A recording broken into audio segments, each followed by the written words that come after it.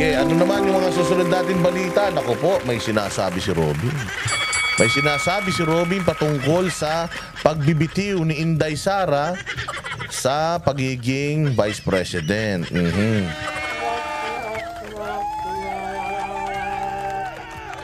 Silent viewer, sana ako. Kaso hindi ko mapigil ang kakatawa. Ba't ka naman natatawa? Hindi totoong istorya talaga. Yung mahilig akong ganyan, may naalala ako. Dahil syempre ako, matanda na ako, 27 na ako. So marami na akong mga naranasan sa buhay ko. Marami na akong mga tao na na-meet sa aking buong buhay. At marami akong mga kwentong alam. Hindi ko na matandaan, pero lagi kong naalala kapag ka meron tayong kaparehas na dinidiscuss. O hindi ba? So eto, number... Si pagbibitiw na ni VP Sara paborable kay BBM, sabi ni Senator Padilla. Tingnan nga natin kung bakit. Pasok. Ay sa naging marahas na paglusob ng PNP staff sa mga religious compounds ng KOJC. Kasabay ng paghihikayat kay Senator Risa Hontiveros na magsagawa din ng investigasyon sa Senado. Samantala, naniniwala si Senator Padilla na pinag-isipan ni Vice President Sara Duterte ang kanyang desisyon na magbitiw sa gabinete ni Pangulong. Oh, wait lang. Oh, yung mga nagre-reklamo dyan. Si Jarsky, parehas 26. 27 ako. Mas matanda ako sa'yo. Ano ka ba? Ito naman si Jars Friendly, 27, matanda na. Oo naman.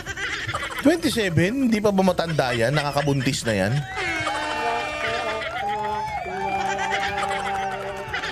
Oo, nakakabuntis na yung 27, matanda na yan. Ito naman si Just Tony, 27, question mark.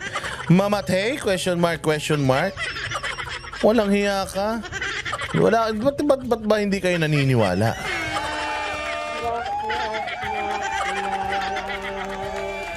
Nung nakaraan, 30, ngayon 27. 27 talaga. Oo, minsan nagkakamali ako. Pasensya na. Oo, minsan nagiging 30, 27, 28, ganyan. Pero madalas 27. Oo, pagpasensyahan nyo na. Pangulong Bongbong Marcos Jr. Narito ang balita ni Hannah Jane Sancho. Naniniwala si Senator Robin Padilla na hindi nagpadalos-dalos si Vice President Sara Duterte sa desisyon niyang magbitiw sa gabinete ni Pangulong Bongbong Marcos Jr. Cindy Santi. Oh, Boss Dada, see you soon here in KOJC Hong Kong. Naku po, gagalingan nyo mag-perform, Cindy Santi, ha? Hindi ako makukuha sa mga pakupakulay lang. Ha, Cindy Santi, alam ko mag-judge kami ng patimpalak nyo dyan. Yung inyong mga cheering-cheering, ha? Gagalingan nyo, hindi porket nagpapakulay ka dito, mananalo na kayo. Depende, pag mas malaki pakulay mo, baka overall champion kayo.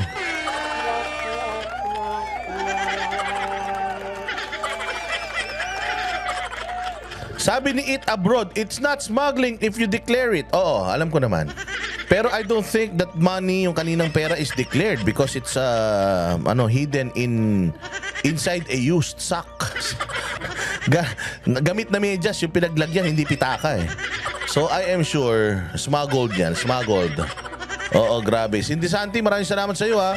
Kung gusto mong manalo ang grupo ninyo, ay gagalingan mo. Kung ayaw mo naman galingan, pwede naman. Mas lagyan mo yung pakulay. Joke lang. Oh, sige. Sabi ni Arlene Rojas, Boss Dada, sakit ng tiyan ko kakatawa. Bakit? Oh, hindi bukas. Hindi kami bukas. Sino ba pupunta bukas sa Hong Kong? Wala naman. Sa ano pa kami Biyernes? Next Friday pa. This coming Friday.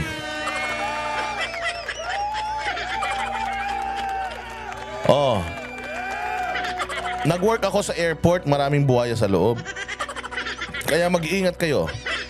Oy, hindi ah. Oy, ito, ikwento ko lang. Kaninang maga, galing ako sa airport. Okay? Galing ako sa airport, minute ko si Ma'am Sheila Q at saka si Boss Noe Q. Kaya binigyan ako ng alak, binigyan ako ng mga tsokolate. Papakita ko sa inyo ha, wait lang. Asan may mga tsokolate natin? Oh, eto, galing ako sa airport kanina. Oh, binigyan ako ng mga tsokolate. Oh, meron ako ditong maraming Cadbury. Oh, ayan. Tapos meron ako ditong maraming mga KitKatan, ayan, ang dami-dami. Meron pa ditong napakadaming Ferrero para sa mga syota nyo. At saka meron pa ditong mga mga toble-toble ron na sandamukal din. Ayan, yung huy. Oh, eto din. Oh, mayroon din akong Toblerone na ang dami-dami. Oo. So, galing ako airport kanina. Alam mo yon, mga bossing ha. Oh, ito kasi favorite ko talaga tong ano. Ang dami kong tsokolate, di ba? Oh, inggit kayo. Ganun talaga. Oy, Eat Abroad. Thank you very much. Diyan sa Canada.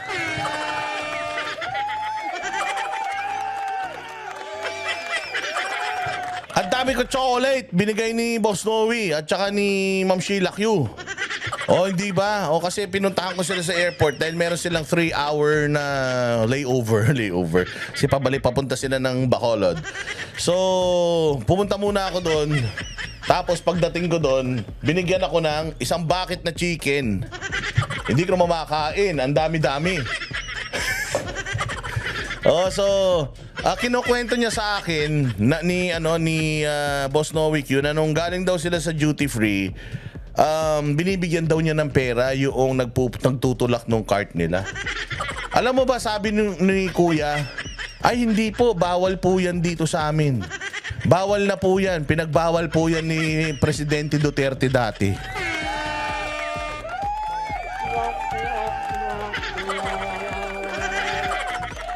Oh, sabi niya, pinagbawal po yan ni Presidente Duterte dati, bawal po yan. Eh ako din, doon kasi pinuntahan ko sila sa departure. Alam niyo naman kung gaano kahigpit sa departure.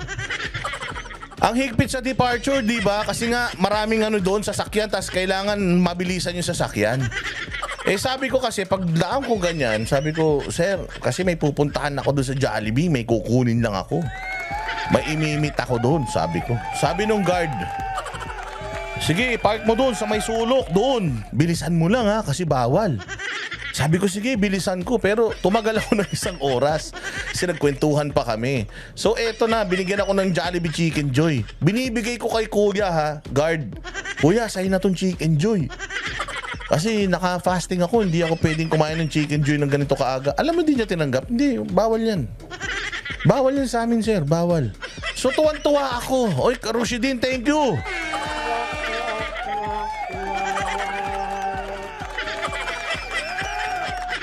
Oo, sabi ko nga sa inyo, bawal na po yan. Bawal po magbigay dito cash or anything, bawal po.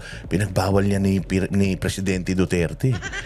Oo, sabi ko talaga, kahit iba na ang presidente ngayon, tinuloy-tuloy namin, at least dito sa Terminal 2. Tinuloy-tuloy namin yan, sir. Ang ganda ng Terminal 2, napakalayo ng Terminal 2 sa Terminal 3 at saka Terminal 1.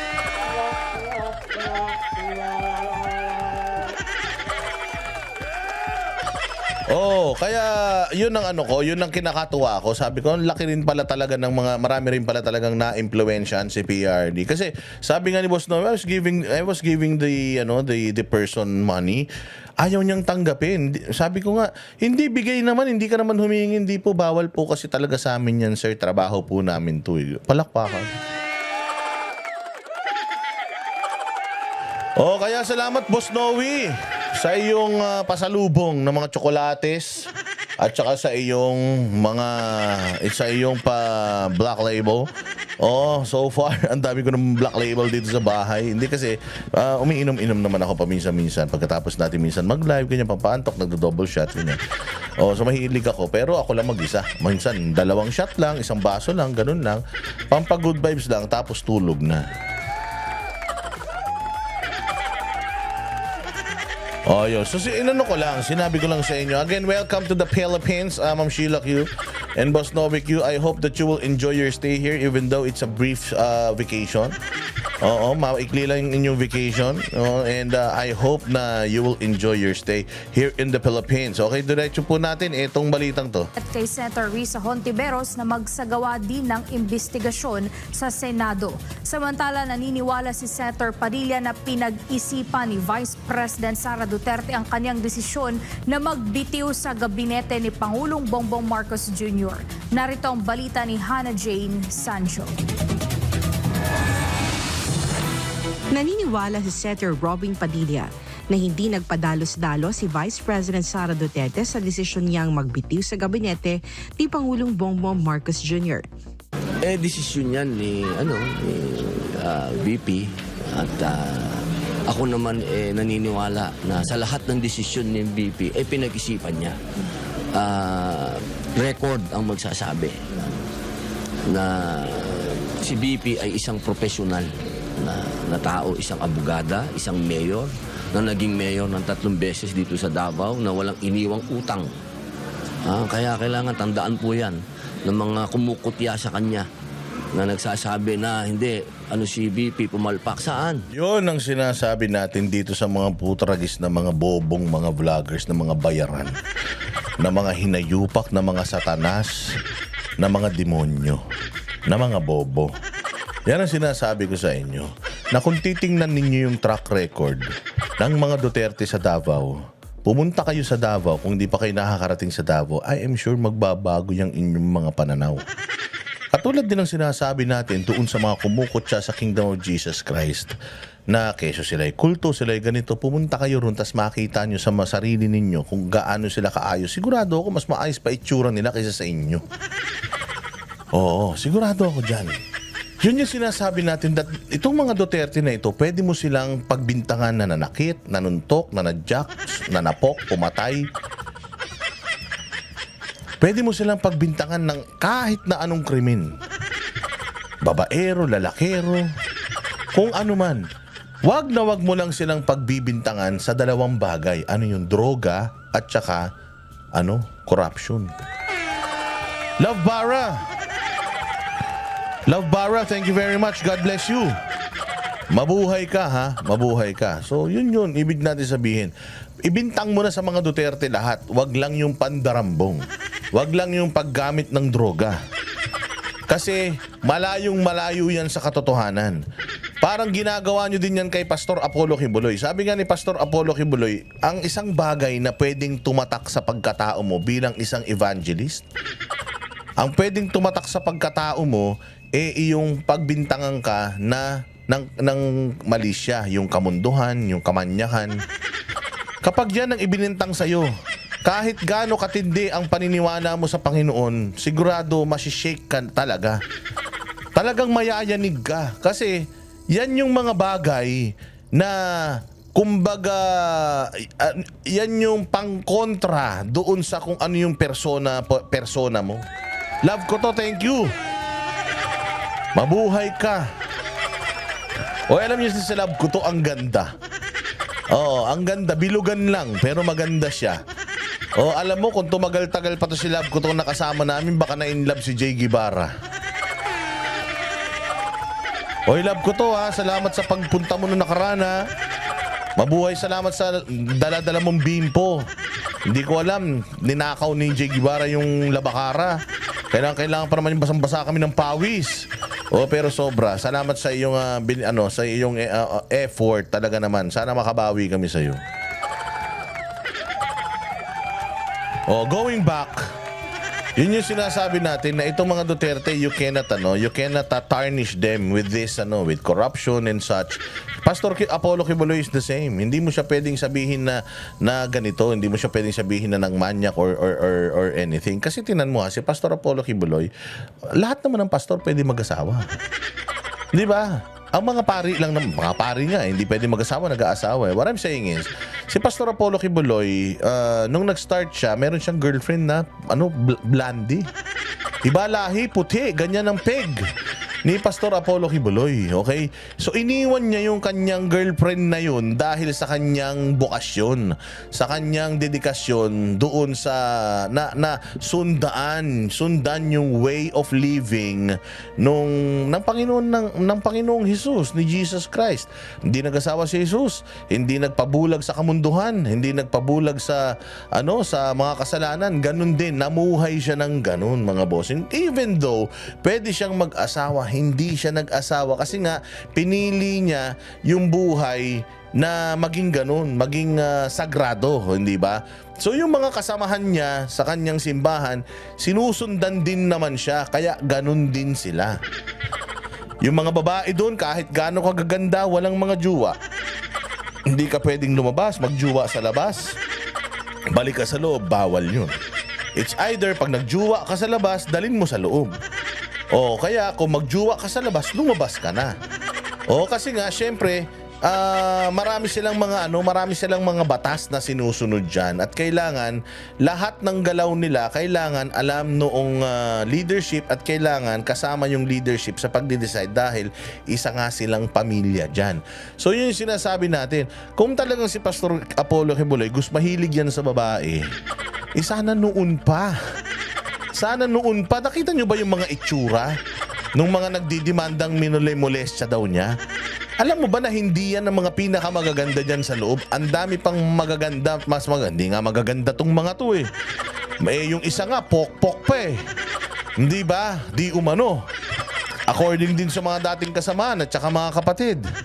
Putatsing pa eh.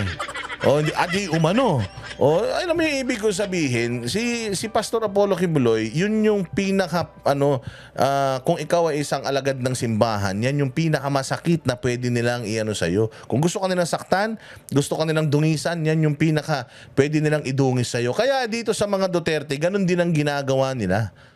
Ang ginagawa nila sa mga Duterte, binabato nila nung mga bagay na very firm sila. Firm sila sa corruption. Sasabihin corrupt sila. Firm sila sa drugs, kaya nga may war on drugs. Sasabihin si Baste nagdodroga. Okay, watching from San Diego, Berth Logan in San Diego. Shout out sa'yo, mabuhay ka. Oh, even though it's late in San Diego, you're still alive and kicking. Thank you very much, Beth Logan. I hope that you're doing fine.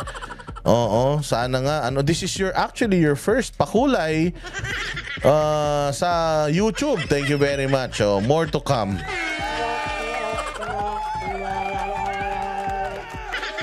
Oh, sabi ni Claire Marie, mga kaklasiko, member ng KOJC, ang gaganda at may mga lahi. Totoo.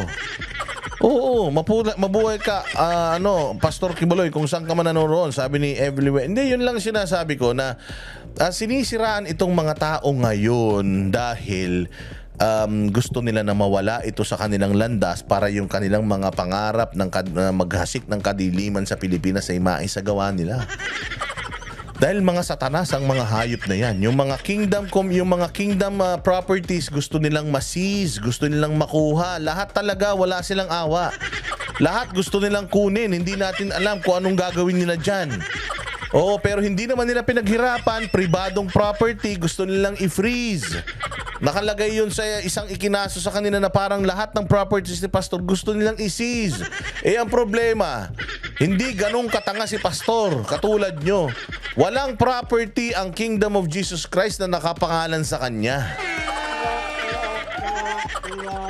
Kaya nek-nek nyo kasi alam ni Pastor na gagawin nyo yan sa kanya. Alam ni Pastor na yung pagpunta-punta nyo sa kanya sa tuwing nangangampanya kayo, nakikita nyo kung gaano sila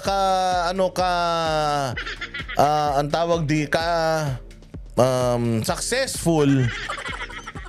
Nakikita ni Pastor yung mga mata nyo na putya, balang araw magiging akin to. Kasi lahat ng mga senador, lahat ng mga dumaang presidente, nagpunta dyan, humihingi ng basbas kay Pastor Kibuloy. 8 million ang ang members niya ni. Diba? So talagang pagka ikaw, kinatigan ka ni Pastor, kayang-kaya kanyang ipanalo dahil sa mga miyembro pa lang niya, 8 million na. Kung senador ka, sure win ka na. So lahat ng mga hinayupak na yan, nanliligaw kay Pastor Apollo Kibuloy yan noon. Oh, yung mga yan. Pero lang siguro sa mga makabayad. Pero lahat yan halos nagpupunta sa kanya para humingi ng basbas. Ano tayo dyan? Naging saksi tayo dyan. Oo, maniwala kayo sa hindi. So siguro nakikita nila kung gaano ka-successful ito. Ayun, siguro nagano sila. Gusto kasi mahilig ang mga Pilipino doon sa easy money. O sabi nila siguro, nako, tanga to. Mahina to.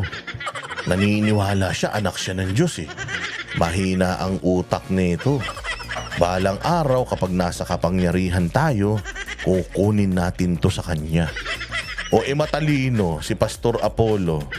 Pucha, hindi nabasa ni Apollo Kibuloy yung mga galawan nila na pinaplastic lang pala siya. Anong nangyari? O ngayon, planong i-seize yung mga properties nila. Sabi ko nga sa inyo, yung pagpunta ng mga pulis sa mga properties di umano ni ni Apollo Kibuloy? Mali. Bakit? Wala na si Pastor Apollo Kibuloy sa mga may-ari ng mga pinuntahan nila. Therefore, hindi niya na addresses yun. So, illegal. Illegal yung pagsiserve nila kay pastor doon ng mga warat dahil hindi yun ang address niya. Membro siya nung simbahan na yun, pero hindi yun ang address niya. Patay sila. Sabi nga ni Evie, nababasa ni pastor ang ano. Tingnan mo, ang galing ni pastor, di ba? Oh, nabasa niya yung utak ng mga animal na yan. Sa tuwing nagpupunta siya doon, sila doon, pinakakain niya ng masarap, nakikita niya yung inggit sa mga mata ng mga hayop na yan. Kaya sabi niya, bawat isa sa mga ito, palagay ko ang target nito yung mga ari-arian ng simbahan. Anong ginawa niya? Boom. Seminay, hindi na kanya. Yung mga negosyo, hindi na kanya. Yung simbahan, hindi na kanya. Yung mga properties, hindi na kanya. Sino administrator? Si Duterte na.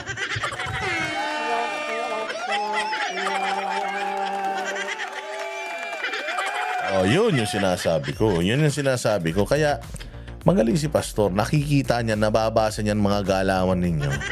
Kaya kayong mga politiko na, kunyari, alam mo si Judas, ganyan si Judas eh. Si Judas, humalik pa yan kay Kristo bago siya ipagkanulo. Ganun din ang mga ginawa ng mga politiko sa kanya. Mga Judas ang mga yan. Ginamit ang kanyang impluwensya para manalo. Nung nanalo na, nga na.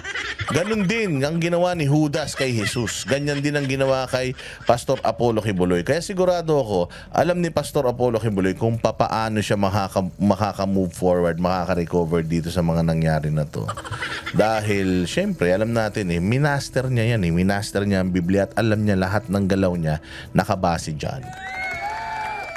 So, katulad din dito sa Davao, sabi nga ni Robin Padilla, itong si Inday Sara wala tong utang. Wala tong utang na iniwan, maayos ang Davao nung nagpunta diyan sa Office of the Vice President, yung sinasabi nilang 100 plus million na ginastos niya in 11 days, ginastos. At least ginastos. Gagastosin mo talaga yun. Kasi kung di mo gagastosin yun, ano yung savings? Hindi naman trabaho ng VP mag-save. Binigay sa kanya yung pera na yun para gastusin. Ginastos niya saan? Bumili ba siya ng helicopter? Bumili ba siya ng Ferrari? Bumili ba siya ng Louis Vuitton? Hindi naman. Binigay niya, inallocate niya yung pera na yun doon sa mga projects ng Office of the Vice President.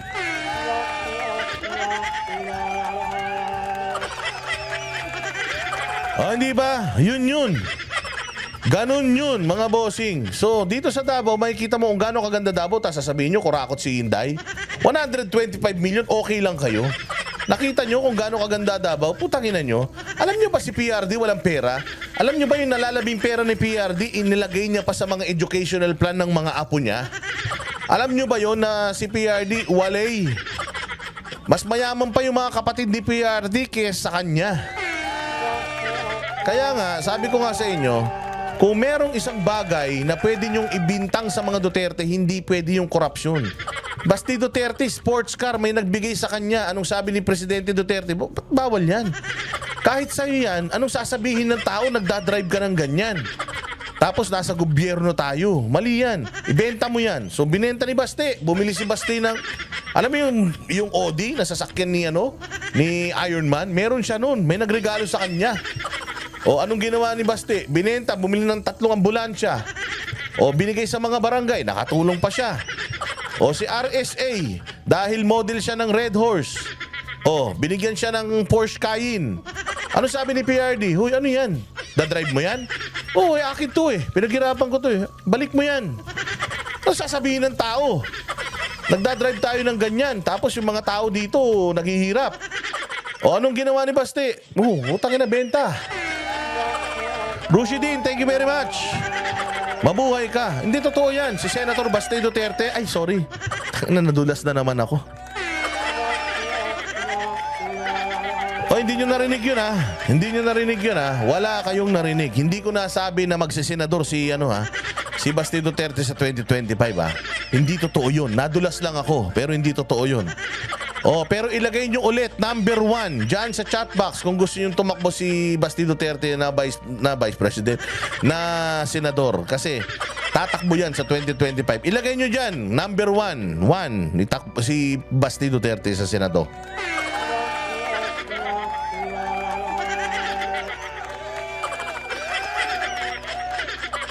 O, bilis! O, type 1 kung gusto nyo tumakbo si Basti. Nanonood yun ngayon eh. O, kung gusto nyo tumakbo si Basti sa Senado, type 1. Kung ayaw nyo, type 2. O, si Benjo, ayaw. O, ilagay nyo dyan para makita niya kung gaano yung mga nagmamahal sa kanya dito at gusto na tumakbo siya ng ano. Ikukwento ko sa inyo balang araw pero hindi muna ngayon. Type 1, yan, ganyan, 1. Oh, Mayor Baste for Senador. Mabuhay ka. O si Benjo, ayaw. Siguro galit sa drug lord yan.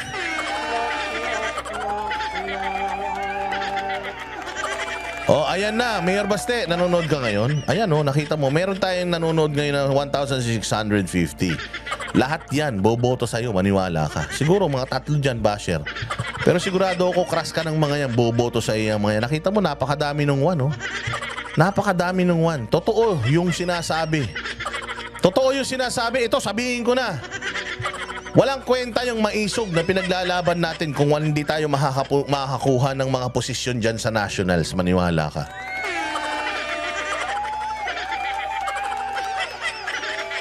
Kaya kahit ayaw mo, lalasingin kita pagdating ng filing ng Certificate of Candidacy.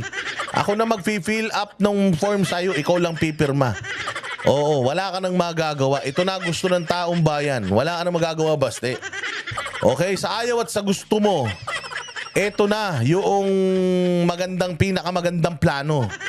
Si PRRD ang mayor ng Davao, Senado ka.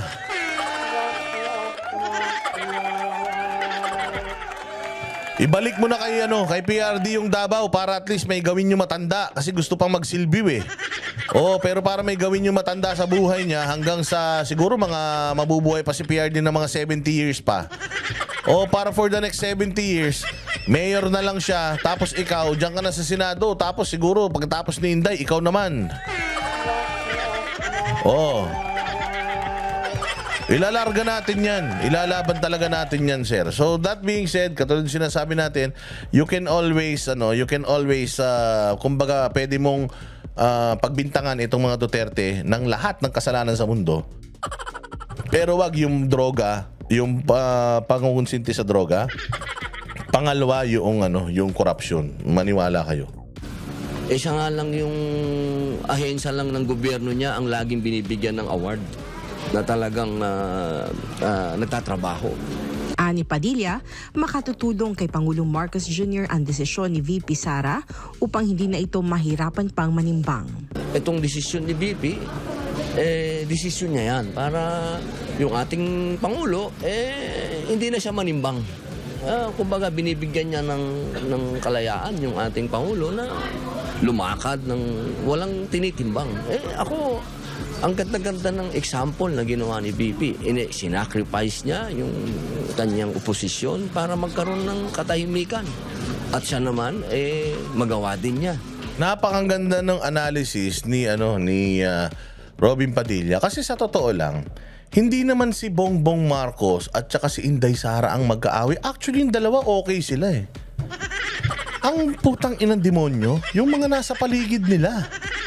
Kasi alam nung mga nasa paligid nila na kapag nanalo si Inday Sara sa 2028, puta lahat ng mga kabulastugan nila, hindi na nila magagawa. Si Bongbong walang pakialam yan, nanalo na siya eh. Naging presidente na siya. Katulad din ni PRD, na-reach ko na yun eh. Wala na akong paki. Yung susunod sa akin, bahala na kayo. But I don't think si Bongbong Marcos sa capacity niya, iisipin niya pa yung longevity. Kasi ang mga Marcos, kung magtatrabaho lang naman sila ng maayos, marami pa rin boboto dyan dahil aminin natin, marami naman talagang loyalista. Oo, kaya I am sure yung relationship ni Bongbong at saka ni Inday, intact yun eh. Ang problema, yung mga nakapalibot kay Bongbong Marcos, yun ang mga satanas. Kasi si Bongbong, palagay ko, na isa sa mga naipangako niya na susuportahan kita sa 2028 eh.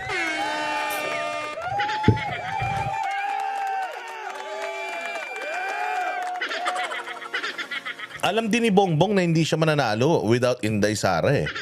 Kaya nga nila niligawan si Inday na tumakbo as running mate niya kasi hindi nila kayang manalo kung hindi nila kasama si Inday Sara. Kaya ngayon, yung relasyon ng dalawa okay. Ang problema, masyadong nagseselos yung mga nakapalibot kay Bongbong Marcos, kay Inday Sara kasi masyado silang close. Ngayon, sabi nga nila, kahit ayaw natin maghiwalay dalawa dahil mahal natin ang isa't isa, pero kung if the universe conspires, sabi nga, kung yung mga nasa paligid natin, ayaw nila na mag-ano tayo, na mag-prosper yung tandem natin, sinisira talaga nila para maging ineffective tayong dalawa. Eh kung pati yung Department of Education, kakaanuhin nila, pepersonalin nila, NTFL pepersonalin nila, aalis na lang ako dyan para hindi na mag-suffer yung mga tao na naaapektuhan, yung mga departamento na apektado ng politika ng mga putragis na mga nakapalibot kay Bongbong Marcos.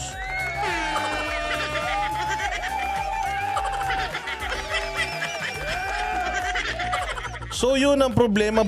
Si Bongbong Marcos is there already. Wala na siyang pangarap para sa sarili niya. And I don't think kaya pa ni Bongbong Marcos ng another term ng presidente. Tingnan niyo tsura ni Presidente Marcos. Ang laki nung itinanda, 2 taon pa lang. Akala siguro talaga nila napakasarap ng trabaho ng presidente. Si PRD na nagsabi sa amin harap-harapan. Ay, napakapangit na trabaho niyan. Kaya nga ako, ayaw ko na maging trabaho ng anak ko yan. Malolosyang siya. Apakaganda ng anak ko. Pag naging presidente si Inday, magugulat kayo. Baka 1 taon pa lang puti na buhok niyan sa tigas ng ulo nyo.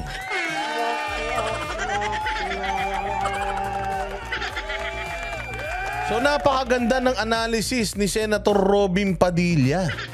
Ang sinasabi niya, ito ang pinakamagandang paraan para na ginawa ni Inday Sara para ma-save pa yung administrasyon mo. Bakit? Kasi yung administrasyon mo, President Bongbong Marcos, puro na politika. Dahil nandiyan si Inday Sara, hindi nila tinatantanan, hindi na sila nagtatrabaho.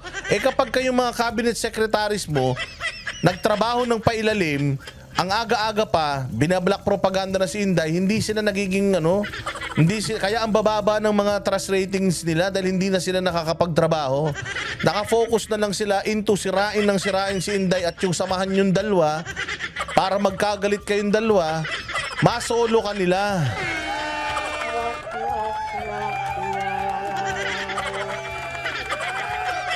Ganun ang ginagawa. Kaya sabi ni Inday, it's not you. It's me. So, ayaw ng mga magulang mo sa akin. Huwag na natin pilitin. Kahit anong gusto natin gawin. Kahit pilitin natin to relasyon na to, hindi na to mag-work. Ayaw sa akin ng magulang mo. Langit ka, lupa ako.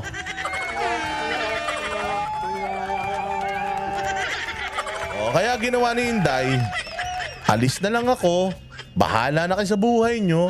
Pag bumagsak kayo mga putang ina nyo, kasalanan nyo na yan. Hindi ko na kasalanan yan.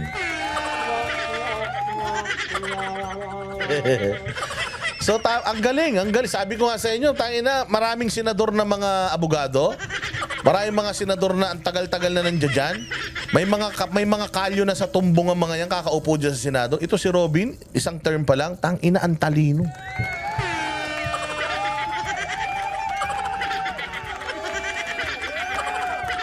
Oo, si Robin Padilla ang matino mag-isip sa inyong lahat, mga hayop kayo. Kaya Robin Padilla for Vice President.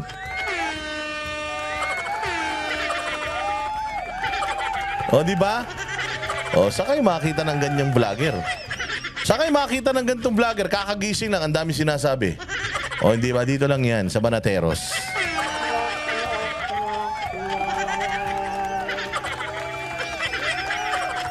Ganun yon. Sa ayaw at sa gusto nyo, okay sabi ko nga sa inyo, si Bongbong Marcos is not evil.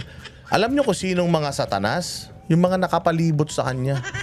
Kung ako si Bongbong Marcos, I will not commit the same mistakes na ginagawa ng tatay ko. Because yun yung reason bakit bumagsak yung tatay ko eh. Kaya lang, ang problema kay Senator Bongbong Marcos, alam naman natin yun na hindi siya kasing sipag ni Amy. Oo, nagsettle na siya kung ano yung meron siya. And hinayaan niya na yung mga nasa paligid niya magtrabaho para sa kanya. Ayun ang masama. Oo, hindi nakatulong sa kanya. Ngayon, lahat ng nangyayari rito sa Pilipinas, sa kanya ang sisi. Balang araw, baka madimanda pa siya. Tapos yung mga sekretary niya, puta, hayahay ang buhay. Yan ang sinasabi ko sa inyo. Ganito kahusay ito si Robin Padilla. Akala ninyo, bilib kayo sa mga senador nyo? Senador nyo mga plunderer? Yung mga senador nyo na mga putangin na dating makakaliwa?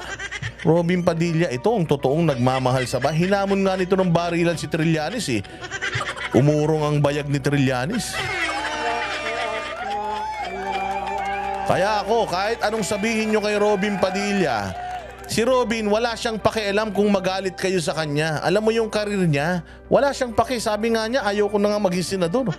Dahil akala ko, kaya kong baguhin yung Senado, hindi. Tangin na yung mga tao rito, ibang klase. Tinan nyo si Bongo tsaka si Bato, nabago na sila ng Senado. Ito si Senator Robin, lumalaban yan dun sa prinsipyo niya. Oo, marami siguro siyang mga prinsipyo na hindi rin pasok sa inyo, pero I am sure na tinatayuan niya kung ano yung prinsipyo niya, at yun yung prinsipyo na hindi kurakong. Yun ay prinsipyo na makapilipino. O yun ang lagi niyong isipin yung mga senador niyo, putang inang pupogi ng mga yan. Masasama ugali niyan. Ito pogi na, napakabait pa.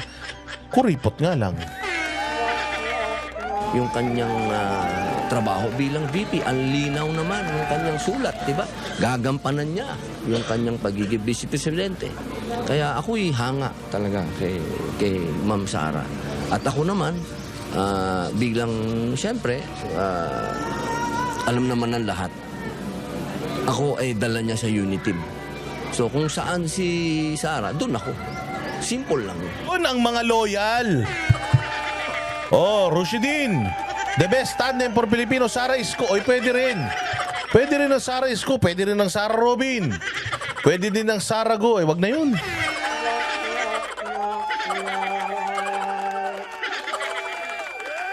Hindi, alam mo, ito yung sinasabi natin na putya.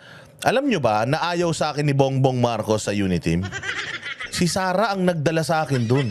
Kaya kung saan pupunta si Sara, kasama ko yan. May kipagsuntukan kaming dalawa. Ganyan si Robin Padilla. Eh yung mga nangako kay PRRD na hanggang dulo, kasama mo kami. Asan na? Nagmumotor.